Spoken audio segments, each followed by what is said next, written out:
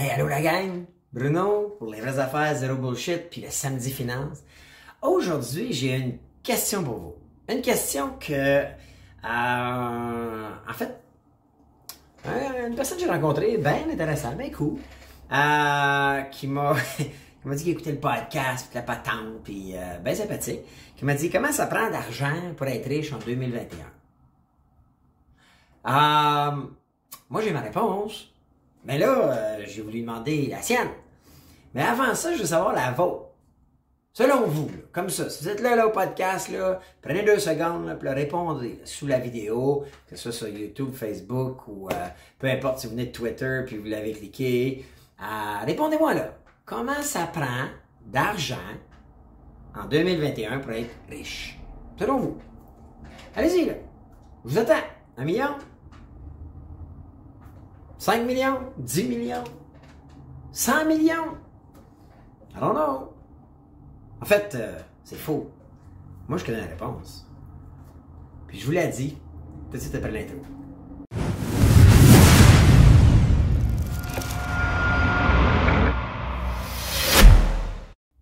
Rebonjour la gang. Ouais. Combien? Comment vous avez marqué? Et je vais vous le dire. Ma réponse, c'est comment ça prend d'argent pour être riche en 2021, c'est zéro. Zéro. Savez pourquoi? Savez-vous pourquoi?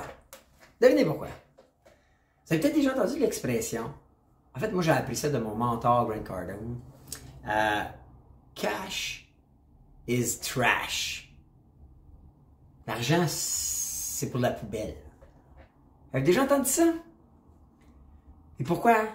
Pourquoi il dit ça? Puis on le comprend-tu? Puis en fait, toute cette question-là vient du fait que la fin de semaine passée, j'étais dans un événement de golf. Puis j'ai eu la chance d'être au SPSC avec, avec un paquet de personnes. Puis il y avait un gars que je connaissais pas qui me dit « Hey Bruno, enchanté, puis j'écoute ton samedi finance, je trouve ça cool votre podcast, la patente. » Puis là, ben, il commence à parler d'argent naturellement. Puis c'est mis sur la discussion parce que le gars me parlait que là, il vit dans un semi avec sa conjointe, ils ont une bonne job, la patente, fait qu'ils ont une première source de revenus qui est leur emploi. Combien de fois je vous le dis, ça prend une première source de revenus. Puis là, il me disait, ben, écoute, ça me tente de... En fait, on planifie s'acheter une belle grande maison. Puis, OK, mais vous êtes deux. Pourquoi acheter votre semi qui vaut peut-être 250 000? Pourquoi tu veux quelque chose à 450 000? Vous êtes juste deux. As-tu vraiment besoin de plus d'espace? Puis il me disait au départ qu'il voulait être riche. Ben, j'ai dit, c'est quoi de mes samedis finances? C'est pas ça que moi je dis d'être riche. Riche, c'est pas d'avoir une maison qui vaut de l'argent, mais d'avoir du cash. C'est d'avoir du cash flow.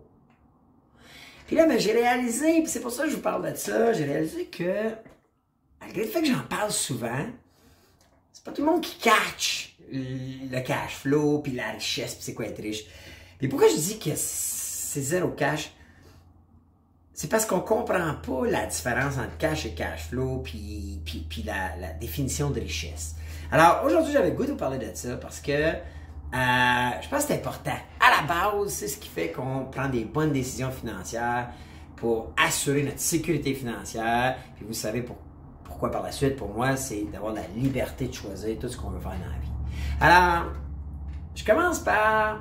en fait, j'ai 4 points qu'on a adressés ensemble. La première, je disais, la richesse, ça n'a pas rapport avec ton compte en banque. Ça n'a pas rapport avec ta maison, comment qu'elle vaut. Ça n'a pas rapport avec l'actif. La richesse, first of all, là, ça va avec vos besoins. La première chose qu'il faut définir, j'en ai souvent parlé dans mes podcasts, c'est... Puis souvent, on arrive à définir ça en budgétant. Comment ça me prend pour vivre? C'est quoi votre rythme de vie à vous? Il est peut-être pas comme le mien. Moi, j'ai un rythme de vie qui coûte assez cher, mais il y en a des bien plus chers que moi. Donc, la première définition de richesse, pour ne jaser de ça, j'ai dit la richesse, c'est pas l'argent que tu as dans ton compte, c'est pas la maison qui vaut 500 000, puis va peut-être valoir 600 000, puis un jour, si t'es à 20, tu vas avoir 600 000 dans ton compte, c'est pas ça par en tête. Pour moi, la richesse, c'est de savoir exactement comment coûte ton rythme de vie, comment d'argent Vous savez, je parle souvent, je vais en parler un peu plus loin, là, mais de vivre ses moyens, puis savoir exactement budgéter chaque mois, comment ça me coûte vivre, moi. Une fois que tu as cette quantité, ce montant d'argent-là nécessaire à subvenir à tes besoins, si tu as mis en place des outils ou des actifs qui te génèrent du cash flow sans travailler, pour moi, tu es riche. Pour moi, c'est la définition de la richesse. Pourquoi? Parce que tu as acheté ta liberté. Tu n'as plus besoin de travailler. So, la richesse est propre à chacun. Right? Et si, selon vos plaisirs, ce qui vous rend heureux, puis dépendamment de ce qui vous rend heureux, ben, il faut établir le montant nécessaire pour atteindre ce bonheur-là et mettre en place et travailler à tous les jours jusqu'à temps qu'on l'aille, les actifs qui génèrent le cash flow positif qui paye ça. Après ça, honnêtement, pour moi, vous rentrez dans le créneau des riches. Parce que vous avez la liberté de choisir. So, voyez-vous, fait que déjà là, il était comme là, je l'avais tout mélangé. Puis j'ai dit, pourquoi j'en parle tellement souvent? Que cash, écoute, mon mentor l'a dit, mon mentor, il crie haut et fort, puis je suis d'accord avec ça. Cash is trash. Cash flow is king. Parce que on devrait toujours focuser à tous les jours. On devrait se lever en disant, OK, j'ai combien de cash flow qui rentre dans mon compte aujourd'hui sans que j'aie besoin d'intervenir. On est d'accord, là. J'ai déjà parlé de ça aussi dans d'autres podcasts. On a des étapes dans nos vies où, on a la jeunesse, après ça, on va à l'école, on a l'apprentissage, après ça, on est en début de carrière. Donc, notre vie active où on développe, on va chercher un premier revenu qui est souvent notre premier job, notre salaire. Mais notre salaire, on échange notre temps contre l'argent, là. C'est pas ça, de la richesse. Ça, c'est être un esclave de notre job. OK, je vais un peu fort, mais c'est ça pareil. Esclave, c'est un peu poussé, parce que dans le temps, on sait bien, les esclaves, t'as pas payé, là, mais c'est d'être à la merci du temps qu'on a en forme active à pouvoir faire un travail pour lequel on est échangé contre un salaire. C'est pas ça. C'est pas ça du cash flow. Ça, c'est un revenu. Le cash flow, c'est que pendant que tu fais ta job, ben, il y a de l'argent qui rentre sans que tu aies rien à faire. Que le temps fait juste opérer et tes actifs génèrent le cash flow. Et souvent, j'en ai parlé souvent, notre premier job est nécessaire parce que c'est elle qui génère le premier revenu. Puis ça m'amène à mon prochain point où ton revenu, tu devrais le diviser et être capable. On le sait, là. Nos revenus, là, il y a 40% minimum, moi, à peu près en moyenne, mettons, qui s'en va à notre super gouvernement. Right? Super gouvernement, là, puis toutes ces déductions, puis toute cette bullshit-là, sincèrement. Si vous êtes un employé, comme une fois je dis, vous devriez avoir un sideline. Vous devriez avoir un deuxième. J'en ai parlé, créez-vous des blogs, créez-vous des entreprises en ligne, travaillez les fins de semaine à développer une petite business. Écoute, comment j'en ai des gens que je connais là, qui font des ongles, font des cils, font de la vente de Tupperware, n'importe quoi. C'est tout bon ça, parce que là, on amenuise ou on réduit un peu notre fardeau fiscal. Parce que la plus grosse dépense qu'on a dans notre vie, je l'ai faite dans un podcast, la maison, bullshit, c'est l'impôt. On donne 40%. On considère ça. Moi, je préconise, je dis qu'on devrait tenter d'avoir assez de revenus pour pouvoir vivre avec 20% et placer l'autre 40% dans des actifs à cash flow. Tout le temps. Pour qu'un jour, ce cash flow-là généré par notre actif puisse venir payer notre coût d'opération selon nos besoins. Cette journée-là où ton actif paye suffisamment pour payer tes dépenses d'opération personnelle, tu es libre. Tu n'as plus besoin de ta job. Tu n'as plus besoin d'échanger ton temps contre un revenu. Alors, voyez-vous que pour moi, c'est ça la richesse. Ça m'amène au point suivant. Dans dans la discussion, j'ai demandé. Là, il comprenait là, ma patente. J'ai dit, Colin, je suis content de parler parce que j'en passe dans les podcasts, tu me dis que tu les écoutes, mais tu me parles. Mais il dit, non, je comprends mieux, là, tu me l'expliques. J'ai dit, OK, maintenant, est-ce qu'à tous les jours, tu travailles à augmenter ton cash flow? Qu'est-ce que ça veut dire? OK. Ceux qui me suivent, vous savez, à chaque semaine, à chaque jour, en fait, je contrôle mon budget pour pouvoir sauver des piastres. Pour arriver le dimanche pour investir dans, moi en ce moment, c'est dans la crypto, pour pouvoir les stacker et générer des intérêts. Qui fait partie de mon cash flow à tous les mois. Et je cherche à tous les jours à économiser pour investir dans mon actif à cash flow. J'ai dit, toi, est-ce que tu penses à ça puis tu fais ça tous les jours? Il m'a dit non. Vous, est-ce qu'à tous les jours, vous pensez à ça? Et si là, vous êtes à la corde, vous n'avez pas, est-ce qu'à tous les jours, vous shakez votre téléphone pour aller chercher des cryptos? On en a parlé.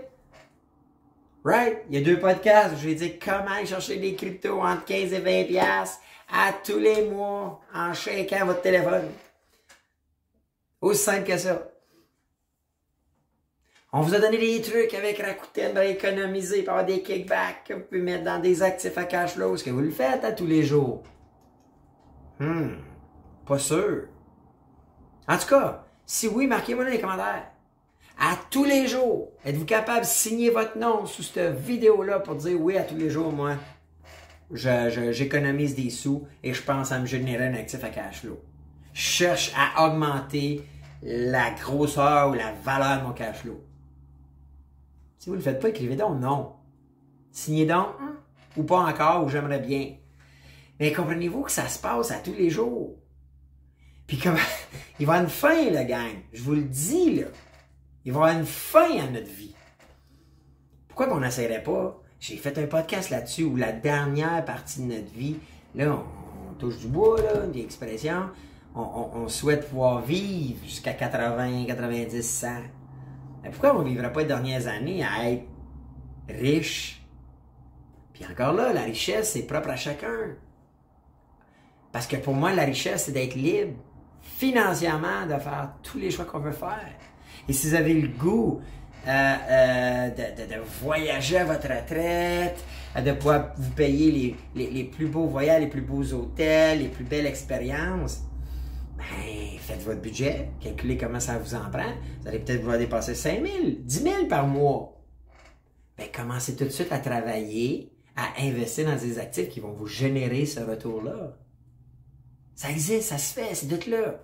Je connais plein de gens qui l'ont fait. Alors, comprenez-vous comment c'est important à tous les jours. Fait que, puis mon dernier point que j'ai donné, c'était combien de temps t'investis à lire, à te renseigner, à t'éduquer sur la richesse, ou les actifs à cash flow, ou la liberté financière? Ah non. OK. Comment de temps t'investis à tous les jours des nouvelles? Ah non, écoute les nouvelles à tous les jours. OK. On est-tu d'accord là, que dans la dernière année et demie, là, je peux peut-être vous résumer les nouvelles. Assez simple. Là. COVID, vaccin, passeport vaccinal, fermeture, ouverture, chicane, puis entre ça, coupe de crime, coupe d'accident, coupe de mort. Écoutez les nouvelles à soir. Ceux là, qui écoutent les nouvelles, là, puis écoutez le premier 10 minutes, puis dites-moi s'il y a une bonne nouvelle. Il n'y en a pas. Puis après ça, j'ai dit, mais t'écoutes quoi d'autre? Ah, écoute, moi j'aime bien écouter des téléséries, là, District 31, puis OK. Fait que t'écoutes une demi-heure ou 25 minutes, si tu l'enregistres, le 25 minutes. Tous les jours. OK, cool. T'aimes-tu les Canadiens? Ouais, je suis un fan des Canadiens. Donc, t'écoutes les Canadiens? Oui, j'écoute les Canadiens. Oh, ouais. Puis, Netflix, j'ai écouté Netflix, toutes les séries, là. Puis, cette semaine commençait la Casa de Papel. bella ciao, ciao, ciao. Hein, belle toune, là. Mais j'ai dit, avant ça, t'avais-tu investi du temps dans ton knowledge, dans toi, dans ton éducation financière?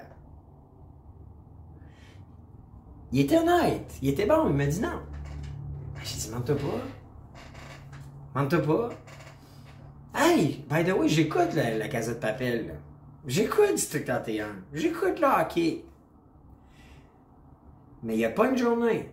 Ah, je pourrais pas dire pas une journée, justement. Puis il n'y a pas du bullshit dans le podcast. Ça fait qu'il y en a peut-être, oui. Mais j'investis entre 5 et 7 heures par semaine, à tous les semaines, sur mon éducation. Sur ce que j'appelle, moi, le learning, mon learning. Et j'investis entre 5 et 7 heures à toutes les semaines. Un autre, là, sur mon learning financier. Pourquoi? Parce que j'ai ma business, j'ai mon financier. Puis, je vous avouerai que en ce temps-ci, là, je suis dans l'immobilier aussi pas mal. Si vous investissez pas entre 1 heure à 2 heures par jour dans votre learning, vous n'y arriverez pas, gang. Et j'ai dit, commence par ça. Puis pensez, dites-moi pas que t'as pas le temps. Bullshit. Moi, j'écoute ça dans mon truck, j'écoute ça au gym. Ceux qui me connaissent, vous savez, j'étais un passionné un matin. J'étais au gym à 6h30, parce que j'avais des rencontres à midi, parce que mon épisode c'était à midi. Honnêtement, là, aujourd'hui, se former dans nos oreilles, ça n'a jamais été si facile. Avant, il fallait attendre dans une bibliothèque ou à l'école pour apprendre n'importe quoi. Aujourd'hui, là, wow! On vous a donné la semaine passée des liens vers Udemy. Tu peux apprendre n'importe quoi là-dessus, dans tes oreilles. Dans ton char, en t'en allant dans l'autobus, vous prenez l'autobus. Le matin, sur le bol. Mais s'il te plaît, éduquez-vous. Éduquez-vous. Hey, moi là, je connais la crypto depuis 5 ans. Pensez-vous que je suis plus smart que tout le monde parce que je connais toute la crypto, puis je connais la bourse, puis je suis au courant de les marchés, je suis au courant des la meilleure stock de 2020, Palantir, puis Mara, puis les stocks comme Tesla. Je suis tout au courant de ça. Pas parce que je suis plus smart qu'un autre. Certainement pas parce que je suis plus smart que vous autres. Mais je m'éduque à tous les jours. Et c'est pas mon métier. C'est mes actifs à cash flow, mais c'est pas mon métier. Je m'éduque mon métier aussi, by the way. Moi, pour moi, l'éducation, c'est comme le camp d'entraînement pour le joueur de hockey. Le joueur de hockey, même l'entraînement durant l'été pour le joueur de hockey. Pensez-vous que Cole Caulfield là, ou Nick Suzuki, ils s'entraînent pas cet été? Non, non. Ils s'entraînent certains, prendre de la masse, prendre de la force, prendre de la rapidité pour avoir une meilleure saison l'année prochaine. Puis pour avoir un autre meilleur après. Puis signer un plus gros contrat. Pourquoi vous autres, vous faites pas pareil? Pourquoi vous autres, vous vous éduquez pas pour apprendre comment ça marche, le domaine financier, les actifs financiers, la crypto? Je vous le dis, le target, souvent, on s'est fait mal coacher. Puis je vous blâme même pas. Tu regardes les écoles, avez-vous les écoles? C'est une vraie maudite joke. C'est une vraie maudite joke. Ils n'enseignent pas ça dans les écoles. Ils n'enseignent pas ça, comment générer du cash flow, comment comprendre que c'est pas l'argent dans ton compte en banque qui compte. Comment comprendre que d'avoir un target financier à un certain moment de ta vie pour pouvoir te permettre de faire des choix et d'être libre. Ils nous enseignent pas ça. En tout cas, moi, ils me l'ont pas enseigné. Hein? Puis ma fille est au cégep. Ils enseignent pas ça. Hein? Ils enseignent pas ça. Puis, je vous l'annonce, ma fille, elle est en technique policière, donnée policière. C'est génial. Mais j'ai dit, faut pas que tu te fies juste ça puis la petite pension qui va avec ça. Sinon, tu vas être dans la classe moyenne. Puis honnêtement, tu seras jamais libre. Jamais tu vas pouvoir lâcher ta job. Jamais. Puis même ta pension, tu vas être tu vas être mieux d'avoir investi dans ton petit bungalow là, ou ta maison parce que tu vas être très limité par tes choix. Je ne connais pas, moi, de policiers qui sont riches à cause de leur salaire.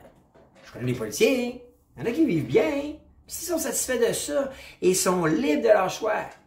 Si moi, vous me dites, aujourd'hui, hey Bruno, attention, là, moi, là, dans la vie, si je me levais à tous les matins, puis que je serais libre de choisir, j'irais faire mon métier de policier.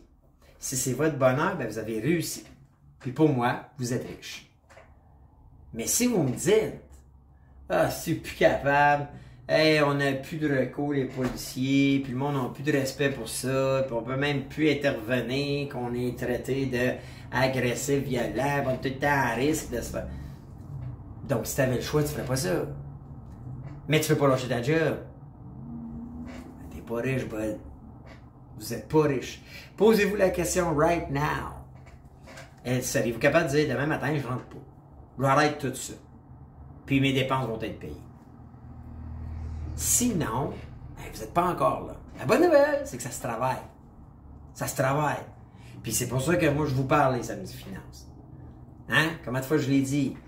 Budgéter, couper. J'ai fait des podcasts sur savoir comment on pouvait économiser aux 500$ et plus par mois. Avec des petits trucs de même. Puis je sais qu'il y en a dans vous autres qui l'avaient fait, puis ça a marché. Après ça, prendre ces 500$-là, l'investir dans des actifs à cash flow. Puis là, tu découvres, cash flow commence à rentrer. Oui, yes. Puis tu sais, je vais t'amener, il faut être patient. Vous avez peut-être déjà entendu l'expression get rich quick. Moi, je pense ça bullshit.